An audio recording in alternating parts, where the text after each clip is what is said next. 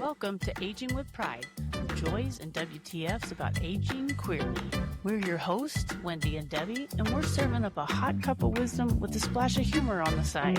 Think of us as your guides through the wilderness of aging queerly. So settle in and join us for episodes that prove that the best chapters of your life might just be the ones that you're writing now.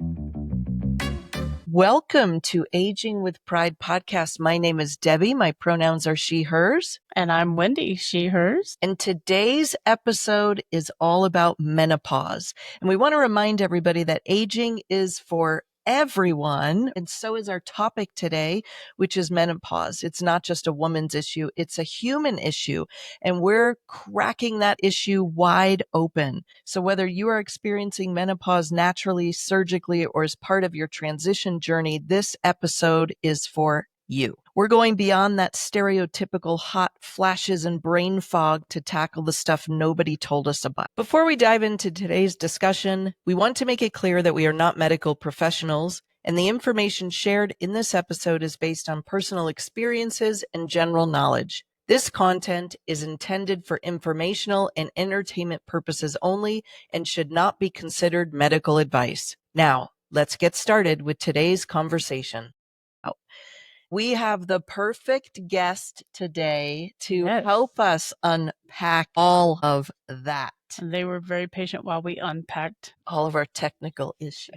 Technical issues feel like menopause. They're just frustrating and you feel out of control. And I was starting to sweat a little bit. Let me give you a quick background, although there's so much more to this person than what I'm going to share. Our guest today is Styler Ells. Their pronouns are they, them. And Styler owns and operates Paragon Wellness out of Denver, Colorado. Paragon is a queer-focused third space that specializes in whole-person menopause health coaching and trauma-informed movement and movement avoidance due to gender dysphoria, neurodiversity, and autoimmune disorders. As a personal trainer, wellness coach, and nutrition coach, Styler has worked with folks for the past 10 years, helping them become healthier, stronger, and more connected to their authentic selves. They help folks realign with their authentic selves through cooperative partnership, guidance, and growth. Welcome. Thank you. Thank you so much for having me. I appreciate it.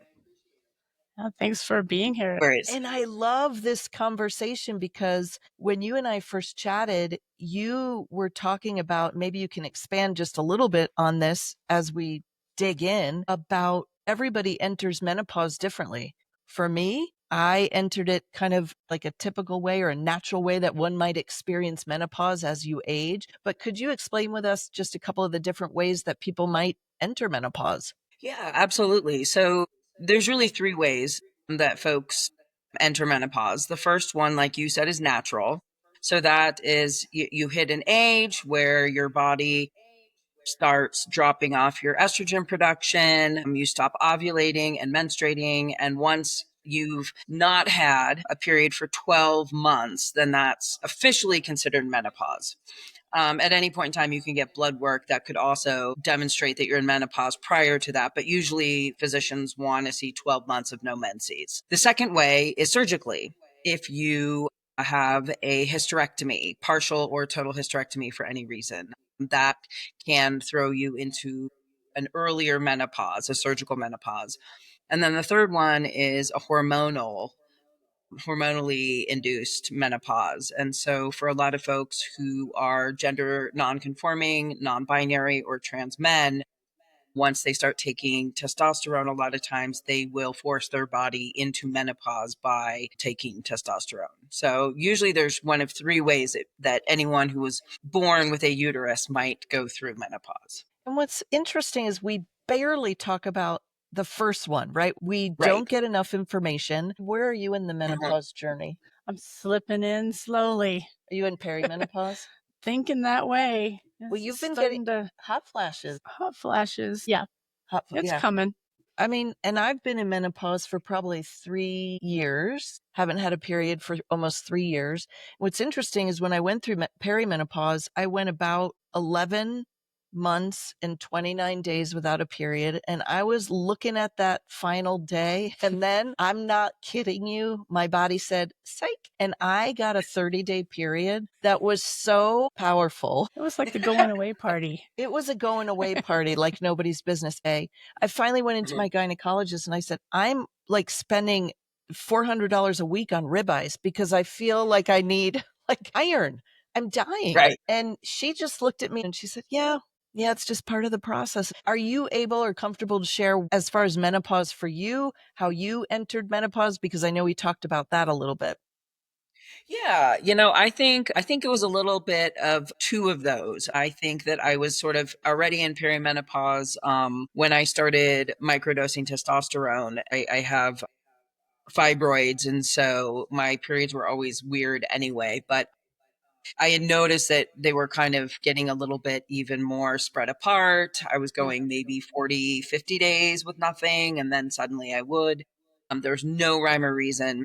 And then once I started microdosing testosterone and I picked up the dosing a little bit, then I went into full blown menopause overnight. I mean, I went from everything is wonky and kind of weird to about a year and a half ago, I woke up in the middle of the night with the most intense hip pain that I'd ever felt in my life. And it took everything I had not to just scream to my partner, like, are my legs okay? Because I was in so much pain and I'd never experienced that before.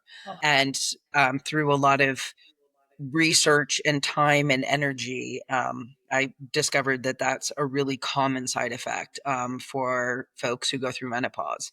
And so it's kind of what prompted my whole journey through becoming a menopause coach, through focusing on how to help other folks mitigate some of the symptoms that come along with menopause. It's hard because the sources, like if you're going to the Google and you're doing your medical research where all fine medical research is done, it's all over the board of the information. Well, and in addition to that, everything that you see that leads, when you type in menopause symptoms, you will always see hot flashes. You will always see brain fog.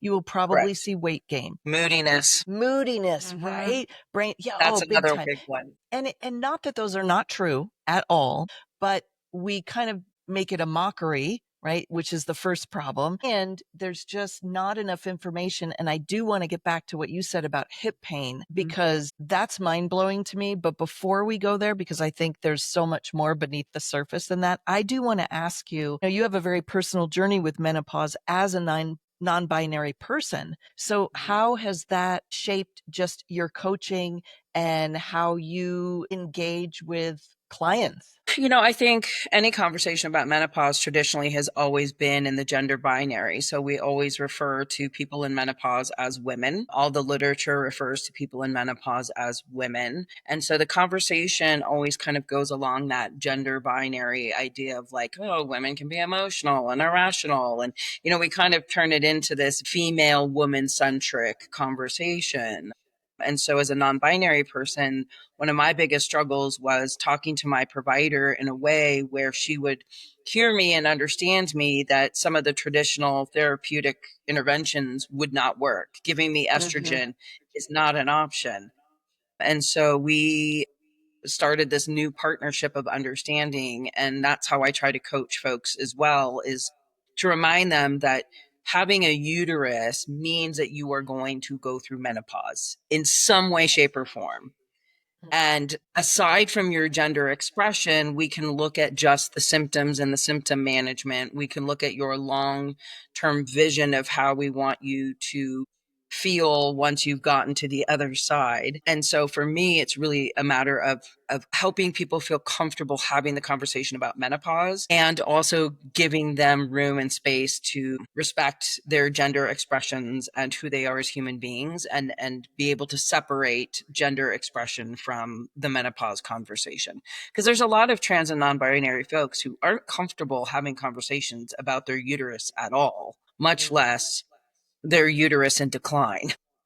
That's probably very vulnerable, I would imagine. I'm curious to know how you found a healthcare provider, because I know you well enough to know that you're a great educator. So regardless of who you're talking to, you have an infinite amount of patience. You're very tolerant, you're very patient, and really ultimately you want to educate. But I can only imagine how challenging it is to find a healthcare provider who has the knowledge base and understands working with someone who's non-binary and how they need to show up. And so I can't imagine that you found your healthcare provider immediately, or maybe you did. I would love to know what that process was like for you. I will tell you when I find them, because I haven't found them yet. My trans care provider is the doctor that I go to for all of my primary care needs. And then if it's necessary, she refers me out to specialty. So I actually approached her and I said, hey, I have this symptom set happening and I really think that I'm going through menopause. And she was very dismissive, and she was like, no, you're not. That's not menopause. You have early onset arthritis. We had already done x-rays, so we knew that my knees were shot from growing up an athlete. And so it only made sense to her that now my hips were going because of that. My process of discovery has been to educate my provider on these things. I have actually led the charge to educate her so that when she is working with other non-binary and trans patients, it's been really me teaching her how to interact with these people in a way that's going to be helpful and meaningful. Because her first solution to me was, let's put you on estrogen. And I said, I'm going to give you a moment to think about the sentence that you just uttered to me as my transgender primary care provider. It's been a lesson in self-advocacy for sure. I was just going to say that we put this unknown trust into doctors, thinking that they know it all and they know how to just take care of all the things we need to take care of. And if you've been through any kind of a medical journey, and you have, and I have with my kiddo, you learn the opposite is true. You know your body best. And Yes. it's your job to make sure that those doctors are listening to you and all that you need, rather than you just going and saying, hey, this is what's wrong. And then you go, okay, yep, see you later. So I want to ask though, you have a healthcare provider whose expertise is working with trans individuals, but that component of it is not something that they maybe receive training on, or just not something that they feel is part of the whole healthcare package. What do you think So you have to remember that in the trans community, for the most part, most of the clients that they see are pre-menopausal, right? To be a trans elder is sort of a unique experience. I am one of the few trans folks that she treats that's over the age of 50. Wow. Okay. And so Makes for sense. her to be treating a Gen Xer is new for her. The other bonus for me is that I worked for 20 years in healthcare. On the other end of helping folks find providers, I ran an HIV clinic. I have been on that side, so I understand how to advocate and I understand the words to say to get the things that I need. But not everybody has that. And so one of the nice things is that she has been open to my feedback. And I do think that it's helping the way that she's shaping conversations with her other patients. That's amazing. Yeah, that's great. Okay, I want to go back just a moment because I think it's so important. Like we said earlier, hot flashes, moodiness, all of those things, very common. But there are so many other symptoms that people don't know about that could be attributed to perimenopause and menopause, and they probably get dismissed all the time. Can you help us understand what are those less common things that might be going on for individuals that they may never even associate with menopause? I think it's really important because when we think of sex hormones, we think of our reproductive organs. And so, of course, as estrogen drops, it's going to affect our reproductive organs. But it actually affects almost every single system in our body, from our digestive system to our cardiovascular, the central and peripheral nervous system, our respiratory. And again, everyone has different symptoms with menopause. And so part of the puzzle is putting together, I'm starting to have 4, 5, 6 symptoms that I didn't have before. They're all kind of clustering together, right? They all kind of start happening at the same time. A lot of them don't seem like they should go together, but they do. So for the digestive system, a lot of times what happens is you have changes in your gastric function and your digestion. So you get indigestion, heartburn, constipation. You start having food intolerances that you've never had before. Okay, settle Inflammation. down. She's like, Is this do you see happening? Is that this side eyes coming to me? She's just taking a mental note of like everything you're about to say. She's like, check. I was But hoping for then you there's the garlic also intolerance would come back. some, some risk factors that are associated with menopause too. So it's important to talk about that. With digestion, you have an increased risk of GI cancers.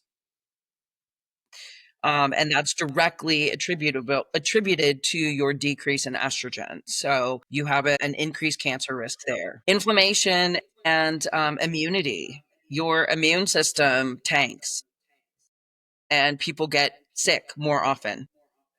You experience a lot more inflammation throughout your body, in your cells and your muscles.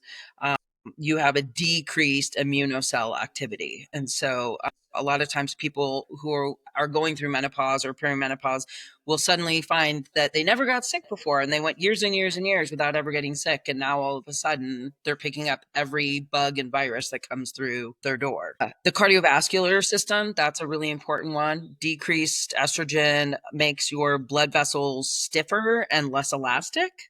So your blood pressure gets higher, you have a higher cardiovascular disease risk, and you have an increased risk of blood clots.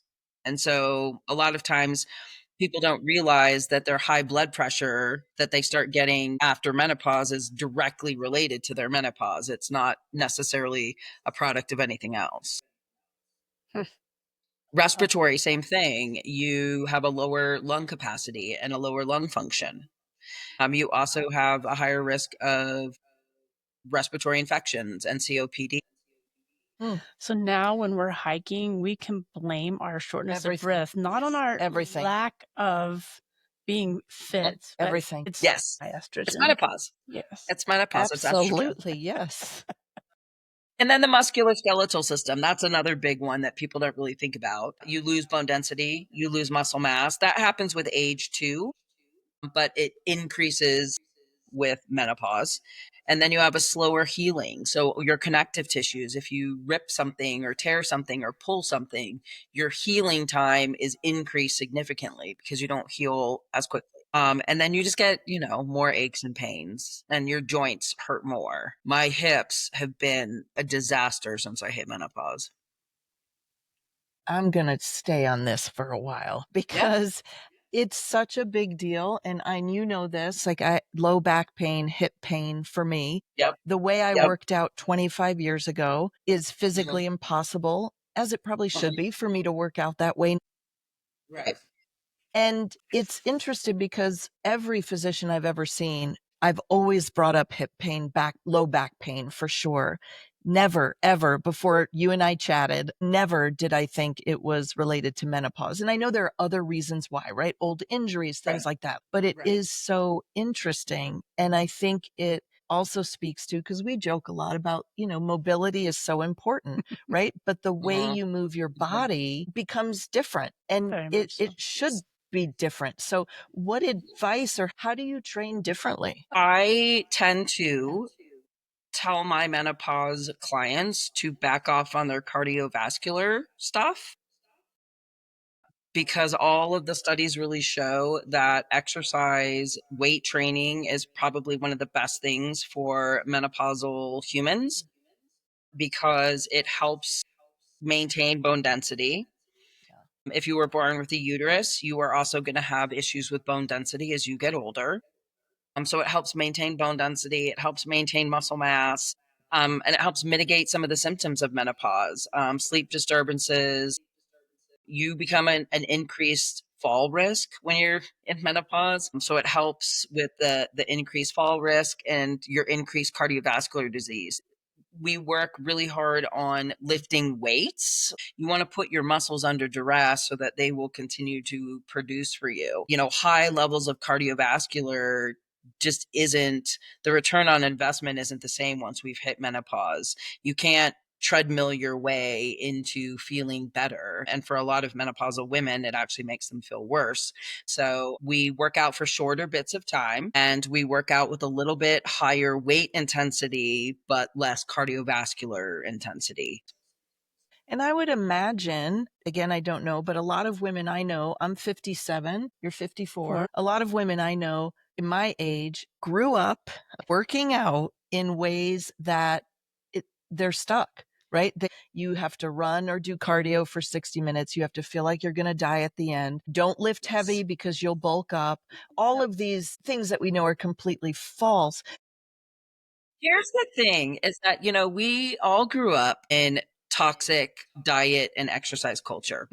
There's no generation that has grown up since, I would say, probably the 20s, the 1920s, not the 2020s, I should clarify. That hasn't grown up in some version of toxic diet and exercise culture. We were raised to think that cardio endurance was how we stayed skinny. That's not true. It actually is counterproductive for a lot of people. It increases their stress levels, and it doesn't actually help them lose weight in any meaningful way if that's what their goal is. The one nice thing about lifting heavy is that you cannot bulk unless you are eating to do that. So if you are lifting heavy and you are eating a reasonable amount that a normal human being would eat, you're not going to bulk. You cannot bulk unless you are eating an excess of calories so that you can build the muscle on top of the muscle on top of the muscle. I'm bulking up, but not because of the weightlifting. It's in other areas. It's menopause. But that is an interesting thing. Like, we know that a lot of people gain weight when they go through menopause. I've gained, and it's really frustrating because I love my body and I can still be frustrated, right? Yes, With absolutely. things. And you Absolutely. eat very healthy. I have to. Much more than the normal average person. I have to eat clean because I have dietary issues that don't allow me. Trust me, if I didn't have those dietary issues, it would be game on. I still move my body. And I've still gained weight. And what is so infuriating about society is there's this kind of toxic, like, love your body, girl, for everything that it is. I do. I'm very grateful that I can do all the things that I want to do. And you can still be frustrated with changes that don't feel good. Right. It's one of those things where it's okay to have body acceptance and also have different goals for yourself that include looking and feeling different. I don't think that those are mutually exclusive. I think sometimes when we have the conversation, it's not done in a way that's productive. And so it feels like they are mutually exclusive and it feels judgmental. But it is absolutely okay to say, I love who I am. I love my body. I love everything about me. And also, if I could wave a magic wand, I would wish for one or two things to be different. I agree. I think it's harmful when we pretend that they are, right? I'm still focused on lifting heavy. I've really tried to not lift heavy. Like, we have downsized our band gear from big heavy speakers down to little light things to carry in. I'm working the wrong way. It's like finding things that you love to do, right? That's how you feel better. Finding ways to move your body that feel right for you, because what one person finds enjoyable and satisfying is something that I can guarantee you I would never want to do. And that's one of the things that I try to teach them is that, our bodies were designed to move. And it's really important that we find joy in movement. I don't want people to come train with me and hate every second of it and be miserable. The idea is, let's find things that make your body feel good. What movements feel comfortable for you, and let's capitalize on those. And if at any point in time I ask you to do a movement that you don't like, we throw it in the trash can and we never pull it out again.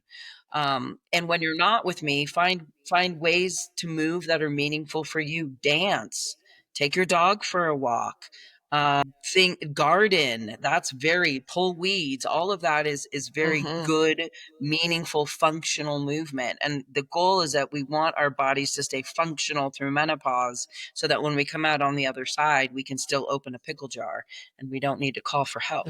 The pickle jar of all jars. Yep. I have a couple of questions for you. Yeah. For those who are listening who are in perimenopause or entering menopause, and they feel like I'm not being heard. My physician is not listening to me. Maybe my therapist, they're not being heard, right? They really feel like they know something's going on. What people are telling them is going on is not right. What would you tell that person? Track your symptoms, even if you think they're not related. So everything that is happening that makes you question whether or not you have something going on medically, whether it's menopause or anything else, track your symptoms at every single day, every single time, check marks, write down what it was. Because what you create a picture for your provider so that your provider can look at the last 30 days. Over the last 30 days, you had hot flashes, 24 of them. Yeah, you probably are in menopause. Let's take a look at it. So when you can show that things are happening with regularity, providers are much more likely to take you seriously. And then what about somebody whose partner doesn't take them seriously or whose partner laughs it off, right? And because that can be painful too. People joke about, oh, you're in a mood again. I guess it's menopause. What advice would you have about that? I mean, because sometimes presenting a journal to your partner might not get the results that you would hope it would. That's a good question. I think as hard as this is when you really have to step into your self-advocacy role. And this is when you have to be willing to have what I call a fierce conversation. It's really the best way to have open, honest dialogue. And it's honestly just to say, I know that you think this is funny when you say this. Here's how it affects me. It hurts my feelings because, or I don't like the way that your tone is because it makes me feel X, Y, and Z. Stepping into the idea that if I'm going to continue in my partnership with you, we need to have a mutually respectful relationship. And part of that means that you have to honor my body and my mind and whatever I'm going through. That's great advice. I love that. How about a partner on the opposite side of that? How does a partner show up for somebody experiencing the symptoms and all of the things going on with menopause? And I want to add, if you're like in our situation, two cisgender queer women who may or may not be going through perimenopause or menopause at the same time, that we're each having our own unique experience, right? How do you show up as the best support you can be? I think a lot of it is ensuring that you're having conversation happening. My partner is hysterical and makes me laugh all the time. He tends to use humor a lot to kind of help me cope. There are some times where I love it and I'm down for it. And there are some times where it makes me want to punch him in the throat.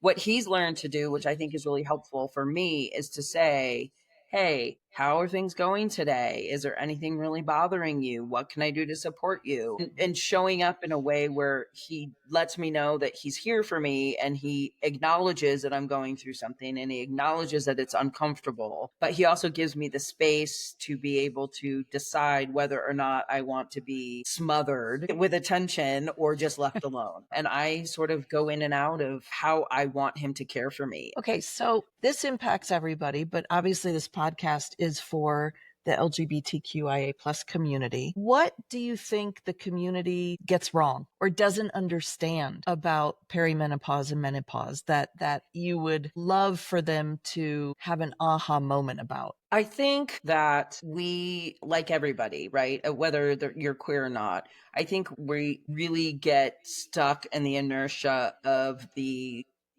shame, the blame. I think that we have a lot of stigma around menopause and a lot of fear about talking about menopause, which is weird because the queer community is so open about so many things. And then for some reason, we continue to sort of buy into this cisgender heteronormative view about menopause. We don't talk about it enough in general, and we don't talk about it enough in a queer context of how it does affect cisgender lesbian relationships, how it does affect non-binary and trans men, because it affects our whole community, all of the letters. That's great advice. So for anybody who's listening to this, what would you love them to walk away with? I think, first of all, be your own advocate.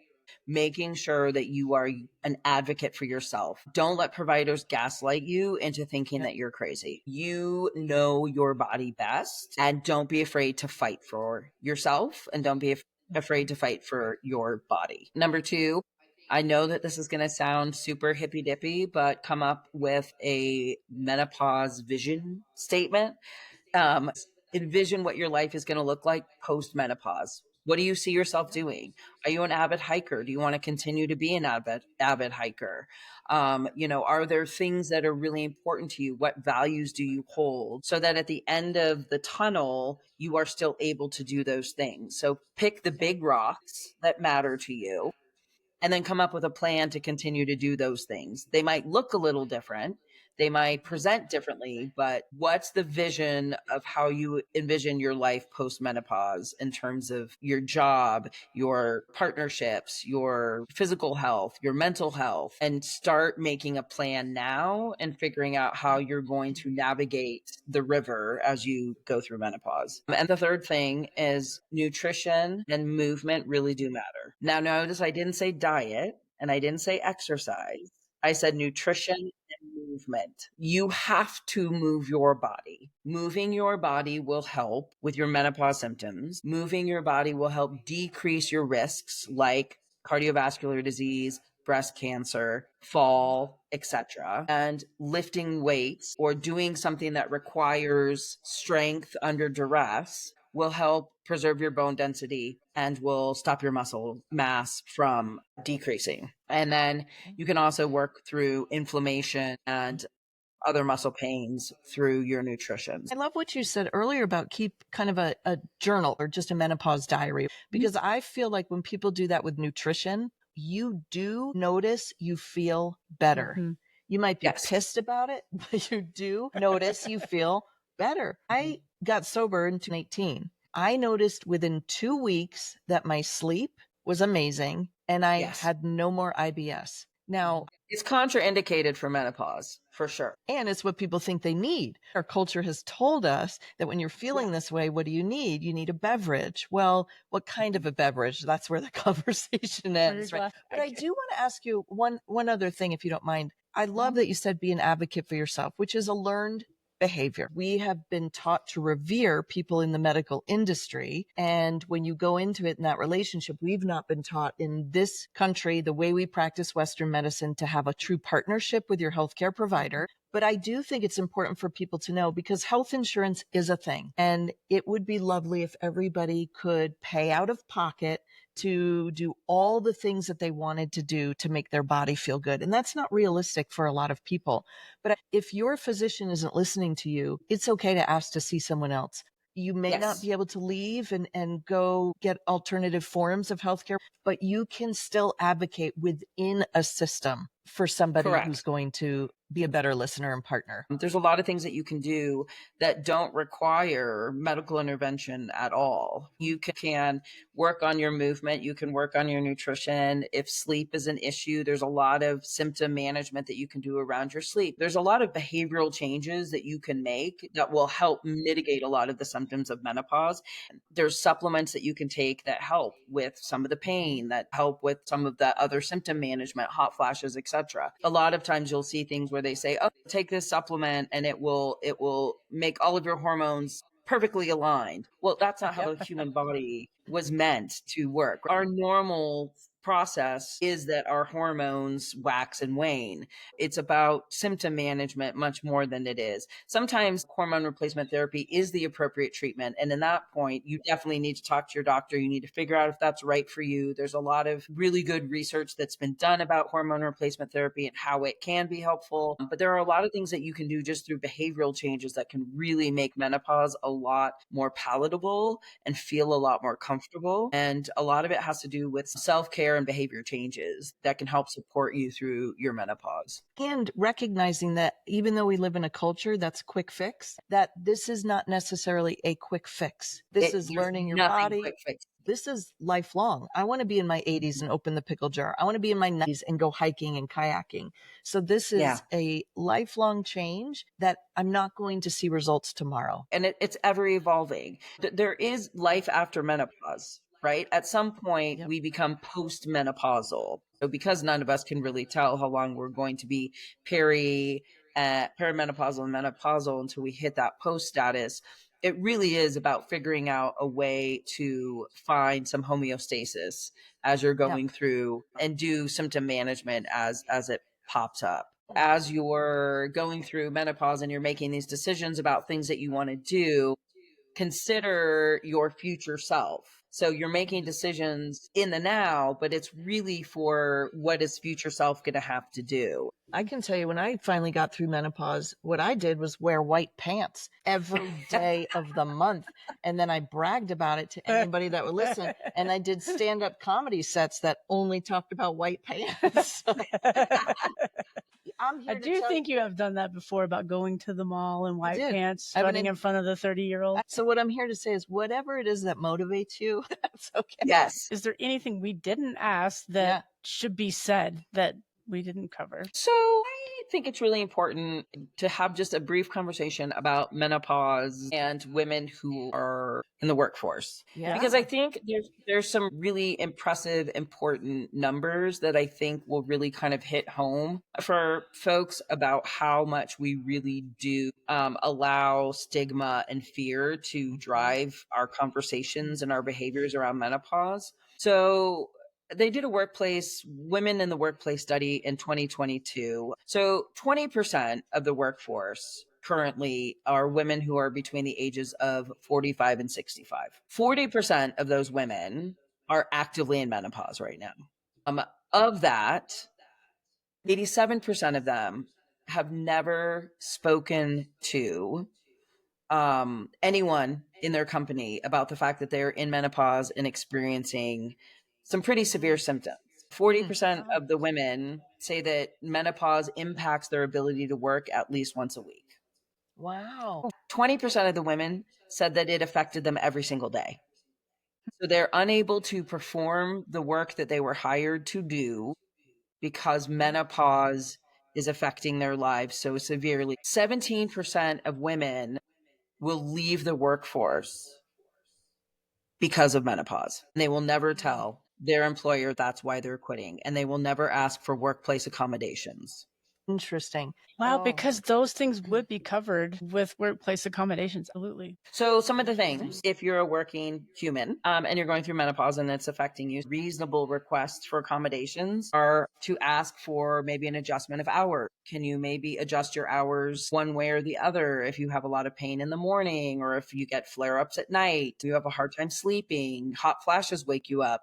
Could you work from home remotely on days where you were having a lot of excessive pain or a lot of symptoms? What about symptom management? Could you get fans in your cubicle, in your office? And could you be located by a window that might open? The fact that there are the 87% of women who are going through menopause in the workforce don't even talk to their employers about it. And yet menopause is severely impacting their ability to do their jobs. That's problematic, and we need to fix that. And what's really sad is the women who are leaving, you're losing a lot of individuals who have knowledge, probably a big skill set, and they're leaving the workforce. Experience. So it is. The studies have shown that they actually, people who have hysterectomies and put themselves into surgical menopause tend to have more severe symptoms. A lot of those are middle age range too. You're probably looking at 35 to 45-ish years old. That's a large number of humans that are dealing. So they did unfortunately only ask women in the workplace. If you look at the current rate of folks who are non-binary and trans mask presenting and identifying, I bet that number is vastly larger. And if you're in a workforce or a workplace and nobody's talking about it, and you maybe don't have an HR department or whatever department it is, they're not talking about it. They don't have the skill set. They don't have the knowledge. Then you do feel probably helpless. And the fear of saying something or complaining about something may be perceived as you're an irrational, that stigma that you fall into. Okay, remind everybody, and we will put it in the notes. Where can people find you? Paragon Wellness is the name of my company. I do one-on-one training, group training, health coaching, nutrition coaching. I specialize in menopause and folks who are neurodivergent and or have multiple autoimmune disorders. The queer community tends to be disproportionately affected by all of those things. So they can find me at Paragon Wellness 5280. And then I also have a company, Styler Rising Consultants, where people can hire me to do podcasts or public speaking or any trainings around the workforce and how to ensure that you are providing resources for your staff. That's great. Awesome. Thanks for being here today. Thanks for having me. This was really fun. I love talking about menopause. I know, and you're good at it. Thank you for joining us on today's episode of Aging with Pride. Whether you are in your 40s or your 80s and beyond, we are here for every glorious chapter. Please find us on social media, YouTube, and wherever you stream your favorite podcasts at Aging with Pride Podcast as we keep the community conversation going. And remember, getting older isn't about fading away. It's about aging forward with pride. See you on the next episode.